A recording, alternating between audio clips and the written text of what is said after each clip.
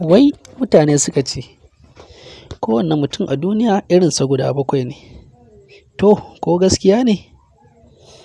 A wannan rayuwa dai tamu, za ka iya samun mutane suna kamanceceniya da juna. Wasu ma har su ce ba a iya bambance su. To, haka ce ta kasance da wata jaruma daga cikin jaruman Kannywood, wato Salma Kwana Casa'in. Inda aka samu wata mai kama da ita, wadda shahararren mawaƙin nan na kudancin Najeriya wato Joboy suka yi bidiyo da ita, wanda hakan ne ya tabbatar da cewa akwai wata mai kama da ita. Lamarin ya ba ta mamaki, wanda har ya janyo cece-kuce a social media cewa wai su 'yan biyu ne. Inda Salma take cewa, "A'a, mu fa ba 'yan biyu ba ne ba. Maganar gaskiya ni kaɗai ce, sai dai kamanceceniya."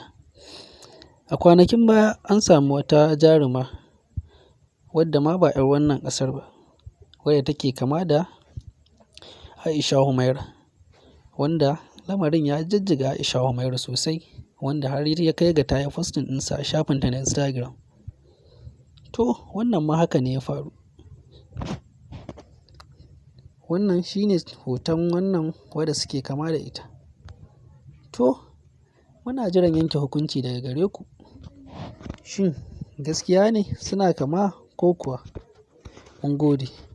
Kar ku manta dai ku danna mana alamar subscribe sannan ku danna alamar ƙararrawa domin sanar da ku da zarar mun ɗora sabon bidiyo.